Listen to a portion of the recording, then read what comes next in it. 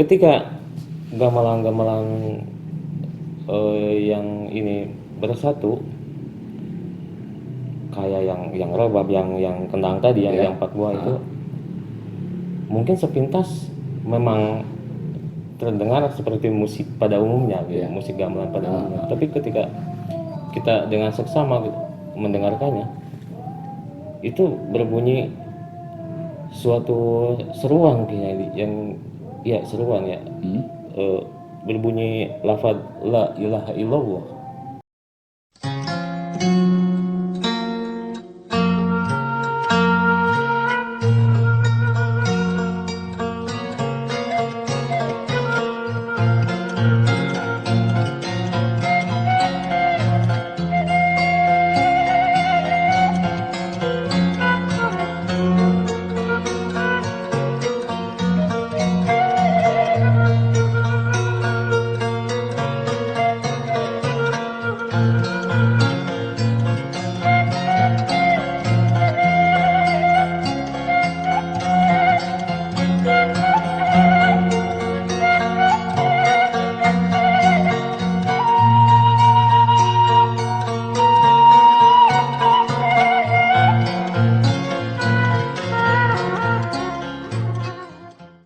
Ayo sumber cerita kurang sumber gerak.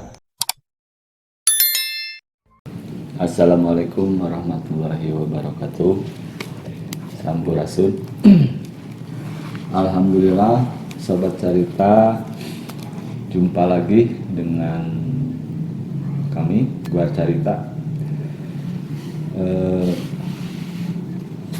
Hari ini kita akan membahas kelanjutan kisah Ibu Ratu Nyimas Kentring Manik atau Cawene Lantor. Pada episode sebelumnya kita pernah menceritakan sekilas soal Ibu Ratu Nyimas Kentring Manik di Gunung Gelis bersama Kang Wardi. Dan setelah itu kita diperlihatkan juga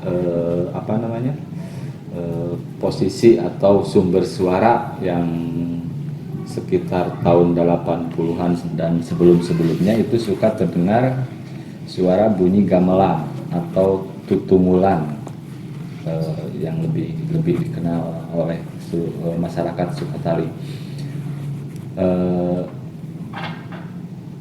Kali ini kita akan membahas soal sumber suara itu lebih detail dalam artian kita ingin melihat lebih jauh, lebih dalam apa yang ada di tempat itu, gamelannya seperti apa dan gamelannya apa aja.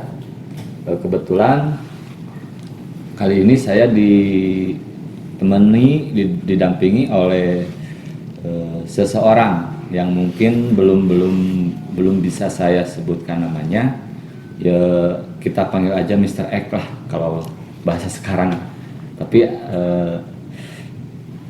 mungkin episode berikutnya ke depannya kita bisa langsung bertatap muka atau bisa lihat langsung narasumber yang sebelah kanan saya ini. Mungkin salah satu narasumber ini kita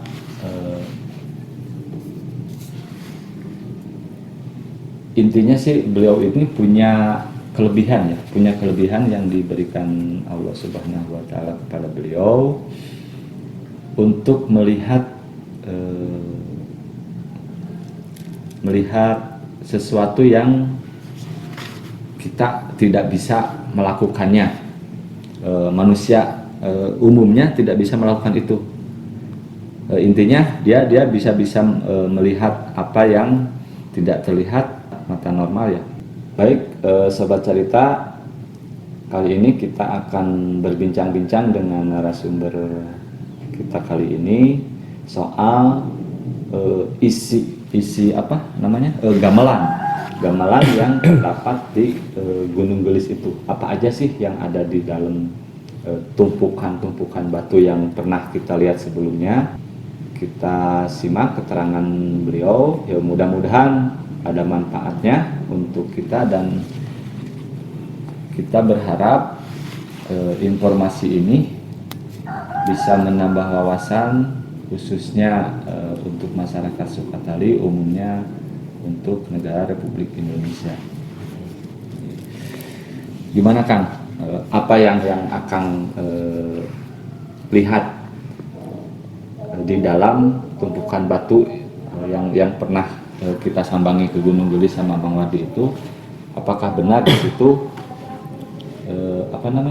sumber suara yang sering terdengar dulu itu? Bismillahirrahmanirrahim. Assalamualaikum warahmatullahi wabarakatuh. Waalaikumsalam. Sampurasun. Sampes. Jadi berdasarkan yang saya lihat, Kang, memang di dalam tumpukan batu itu ada gamelan yang kalau dalam bahasa Sunda itu disebutnya ditilemkan. Ya. Kalau Dikebumikan. ya, dikebumikan. Di dalam tumpukan batu itu memang ada beberapa gamelan yang memang sengaja ditilamkan, dan gamelan-gamelan itu sebetulnya tidak semua ditilamkan. Ada beberapa gamelan-gamelan yang sengaja dihadiahkan. Cuman yang di dalam tumpukan batu itu adalah salah satu gamelan-gamelan yang memang harus ditilamkan kayaknya. Sebagian ada yang dihadiahkan gitu. Dihadiahkan ke rekan-rekan atau mungkin bahasa sekarang kolega. Kolega ya, dulu pas zaman Pajajaran. Apa aja tuh yang tinggal, yang tersisa di Gunung Gelis itu gamelannya itu? Sebetulnya ada 5, cuman ya yang ditilamkan itu ada 4 buah jenis gamelan. Yang pertama itu goong kecil. Ya, yang kedua bonang. Yang ketiga saron. Yang keempat Kendang. Ya, kendang. Kendang gede, Kendang yang kecil lah. Kendangnya itu ya kecil. Enggak kayak kendang pada umumnya ya, yang sering kita lihat gitu ya. Terus satu lagi? Yang satu lagi itu rebab. Iya, kalau rebab berdasarkan apa yang saya lihat, kemudian saya telusuri, rebab itu ternyata tidak ditilamkan. Bahkan kata para itu sepuh kali ya, disebutnya, itu diwariskan turun temurun. Bahkan tidak menutup kemungkinan sekarang masih ada, cuman di mana wallahu alam. Maksudnya masih ada di lingkungan Sukatali? Iya, masih ada di lingkungan Sukatali. Rebab itu Ya. Berarti bentuk fisiknya ada bentuk fisiknya ada, cuman di mananya, kemudian kapan bakal ketemunya ya kita kembaliin lagi pada waktunya nanti. Pasti ketemu di mana. Terus untuk kelihatan nggak Kang di gamelan itu mungkin ada tulisan apa istilahnya, kalau misalkan ada tanggal apa, istilahnya ada tulisan nggak, kan suka ada kalau almanak mungkin ya. Iya. Mungkin bisa ketahuan tahun. Kalau yang detail ada tulisannya, walaupun saya juga belum tahu maksudnya atau maknanya itu apa. Ada di dalam goong itu, yang goong kecil itu ada tulisan 1429 titik. Ya 1429 titik di dalam goong yang kecil itu. Cuman saya nggak bisa memastinya apakah itu tahun, apakah itu apa, saya nggak tahu, soalnya itu kan penulisan orang dulu gitu, dengan maksudnya saya nggak tahu itu maksudnya apa.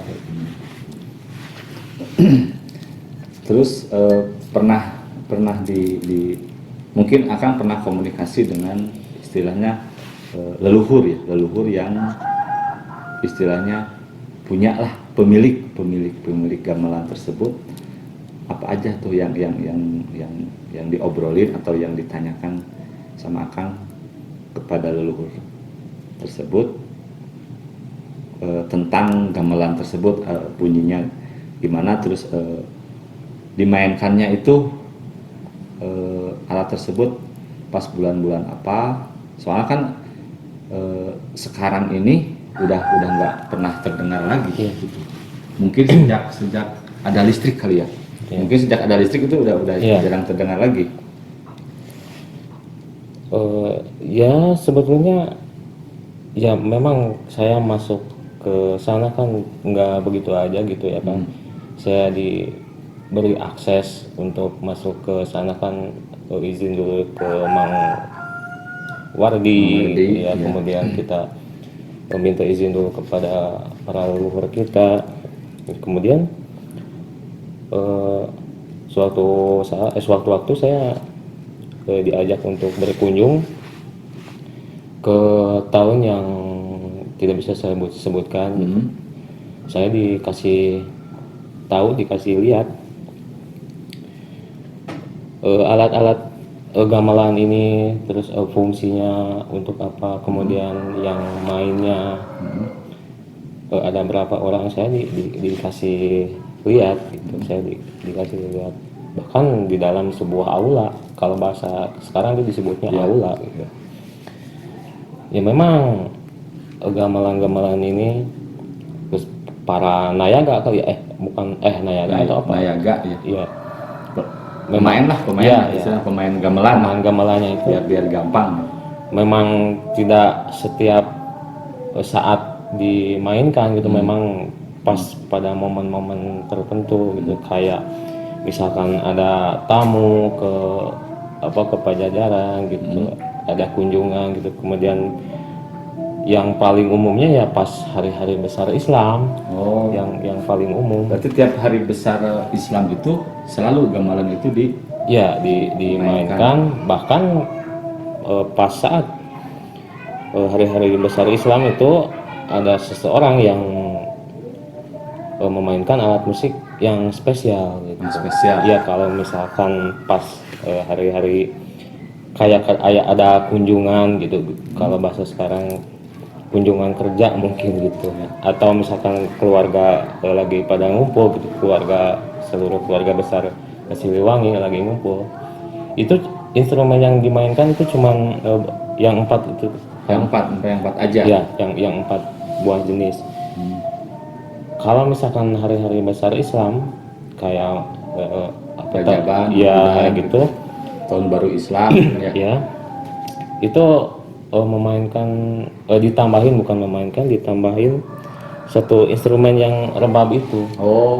Berarti yang rebab itu dimainkannya setiap kali ada hari besar Islam. Gitu. Ya. Tapi kalau misalkan bukan hari besar Islam, kayak kunjungan, kayak keluarga, itu cuman 4 gamelan. 4 gamelan yang dimainkan. Nah pas hari-hari besar Islam itu ditambahin satu instrumen ya rebab itu, dengan seseorang yang spesial memainkan. Yang spesial. Iya. Dan mungkin ada kenapa sih rebab itu dimainkan sama seseorang yang spesial itu? Siapakah yang spesial itu? Karena pada saat itu perkembangan agama Islam di wilayah Pajajaran kali ya disebutnya, di wilayah Pajajaran itu memang belum semayoritas sekarang gitu. Jadi masih ada orang-orang yang tidak percaya akan adanya Tuhan, ateis kan disebutnya. Jadi kemudian masih ada orang yang kadang-kadang kan dulu kita di Pajajaran ini kan masih apa ya, Mataram mungkin ya, terpengaruhi sama Mataram gitu. Jadi masih banyak orang-orang yang hari ini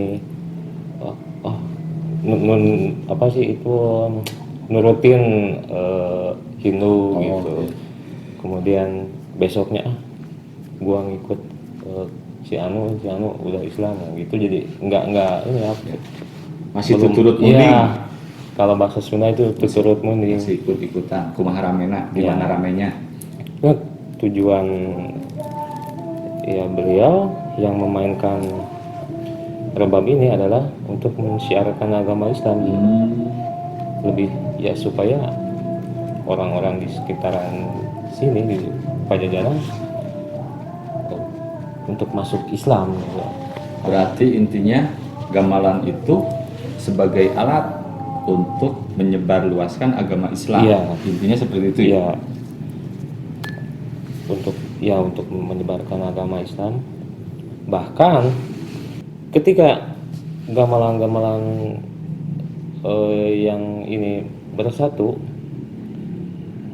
kayak yang rebab, yang kendang tadi, yang empat buah itu, mungkin sepintas memang terdengar seperti musik pada umumnya, gitu, musik gamelan pada umumnya. Tapi ketika kita dengan seksama mendengarkannya, itu berbunyi suatu seruan kayaknya yang seruan ya. Berbunyi lafaz la ilaha illallah. Pak, kalau misalkan didengarin secara seksama itu, dan mungkin hanya orang-orang tertentu mungkin yang bisa dengar suara itu seperti ajakan untuk masuk Islam kayak itu. La ilaha illallah. Itu bunyi rebabnya. Itu bunyi rebabnya. Terus untuk instrumen yang lain juga mungkin ada ajakan seperti kalau yang rebab kan la ilaha illallah ya. Iya. Kalau yang lainnya itu seperti apa kalau misalkan diungkapkan dengan kata-kata gitu. Kalau yang untuk empat instrumen ini saya nggak begitu ini Kang, nggak begitu teliti mungkin ya bahasanya. Jadi saya justru kemarin tuh tertarik ke yang rebabnya. Jadi instrumen ada lain, pengalaman di pas waktu akan masuk ke sana dan berkomunikasi di sana tentang rebab, pengalamannya.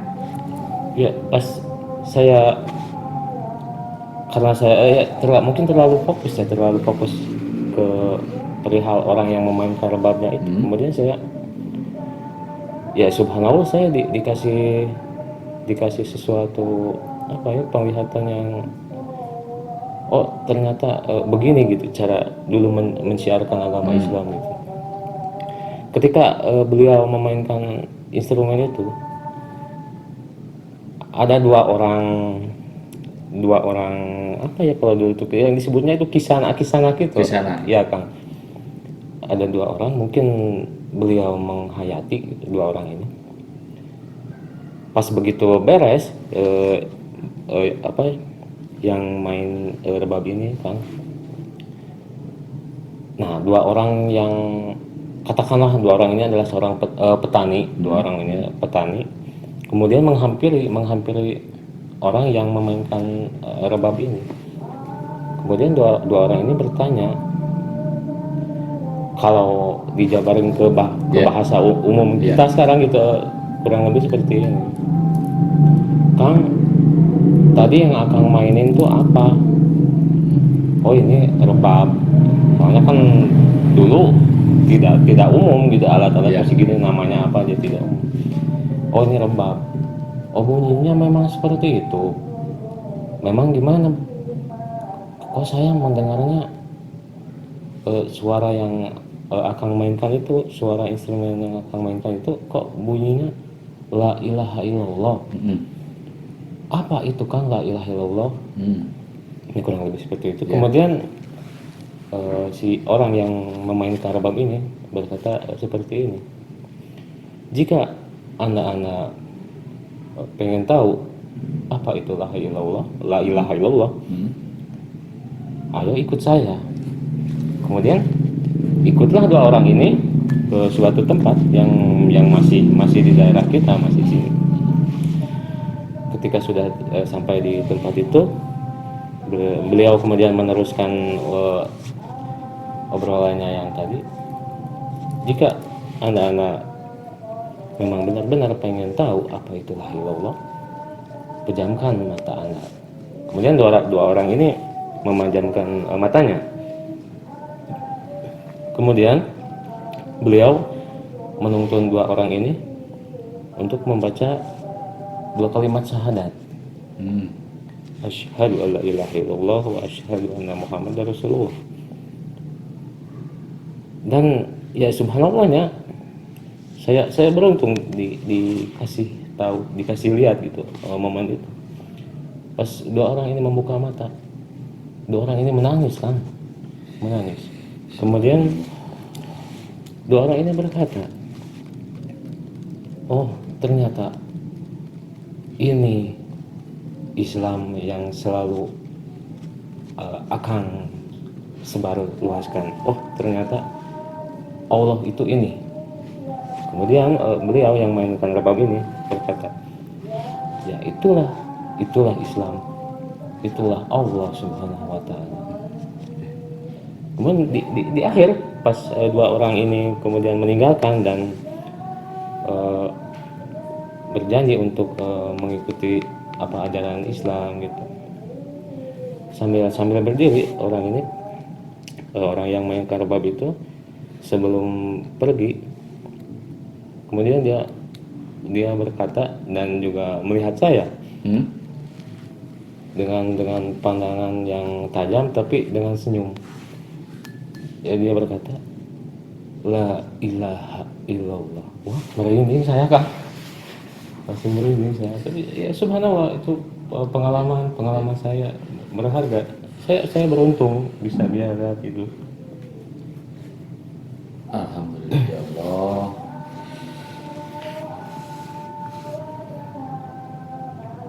Itulah makna dibalik gamelan yang selama ini kita dengar ya. Mungkin itu sekelumit pengalaman beliau yang bisa langsung masuk ke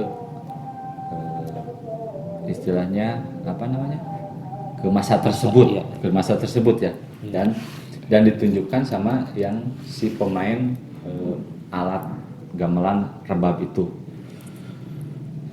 Dan alangkah terkejutnya bahwa bunyi dari gamelan rebab itu adalah la ilaha illallah. Berarti benar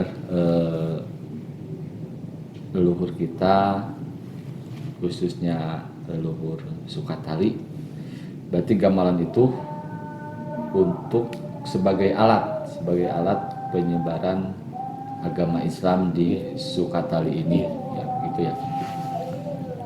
Ada lagi Kang, mungkin ada yang mau ditambahkan lagi soal gamelan itu, atau mungkin nanti lain waktu atau gimana? Ya paling yang berhubungan dengan gamelan ini, ya masyarakat pada saat itu memang kayak berpakaian gitu Kang ya. Ya mungkin masih karena apa ya, jadi masih cenderung kayak kerajaan Mataram gitu kan. Jadi detail-detail cara berpakaian orang-orang pada zaman itu jadi lebih cenderung mirip kerajaan Mataram gitu. Jadi yang cowok-cowok itu rambutnya masih pada panjang, kemudian yang kayak digelung gitu. Pakai gelung gitu ya, kayak di film-film ya. gitu ya. Kemudian ya pakai. Berarti baju juga masih segini ya? Ya. Kemudian segini. yang pakai yang cowok itu kan pakai kain yang kayak semar gitu. Ya. Tapi ke bawahnya kan kadang-kadang pakai celana hitam ya. Iya, ke bawah. Ya kayak pendekar-pendekar di film-film gitu ya. Iya. Kang, saya masih penasaran sama yang memainkan alat gamelan rebab itu kan, karena kata Akang tadi kan itu mah orangnya atau beliau itu sangat spesial. Iya. Mungkin ada nggak ciri-ciri atau gambaran kalau misalkan di sekarang nih, gambaran secara segelumitnya gitu seperti apa? Atau mungkin kalau misalkan Akang tahu namanya ya enggak ini, kalau misalkan enggak ya kita gambaran aja lah gitu. Tapi emang tujuannya ke situ gitu. Iya. Ya, beliau ini adalah sebetulnya mungkin beliau adalah sosok yang orang-orang bahkan mungkin se-Indonesia tahu. Iya, bahkan beliau ini banyak, hampir di setiap rumah, bahkan mungkin terpampang gitu kan lukisannya. Iya. Di sekolah-sekolah banyak. Jadi sangat familiar mungkin. Iya, sosok ini adalah sosok yang familiar buat bahkan buat bangsa Indonesia yang khususnya yang beragama Islam. Beliau adalah ya sosok yang nggak asing di agama kita, di agama Islam. Dan untuk perihal nama, kemudian perihal siapa sih sosok ini, bukan sekarang waktunya untuk dijelaskan, untuk disebutkan. Ya, biar sobat cerita penasaran siapakah sosok di balik yang memainkan alat bab itu, karena kata beliau next episode kita cerita lagi. Saya juga masih merinding ini karena dalam banget. Percaya gak percaya, harus percaya. Iya, bahkan sebetulnya Sukatali itu kan salah satu tempat yang mungkin kalau ditulis dalam sebuah buku itu petilasannya nggak bakalan cukup. Banyak sekali petilasannya ya, di Sukatali, di kampung halaman kita kan. petilasan dari zaman penjajahannya udah jelas gitu. Petilasan dalam hal penyebaran agama Islam di Iya, Sukatali. Iya. Masih banyak sobat cerita. Tapi kita cukupkan sekian dulu biar sobat cerita penasaran, tetap ikuti kami. Itulah yang barusan kita bahas soal baru sekelumit tentang gamelan. Mungkin nanti kita bahas lagi bunyi-bunyi yang gamelan yang 4 itu. Sekarang kan baru dijelaskan yang bunyi rebab itu, seperti bunyi la ilaha illallah. Oke sobat cerita, demikian bincang-bincang kami dengan narasumber yang ini, mudah-mudahan bermanfaat. Sekian, wassalamualaikum warahmatullahi wabarakatuh. Sampurasun.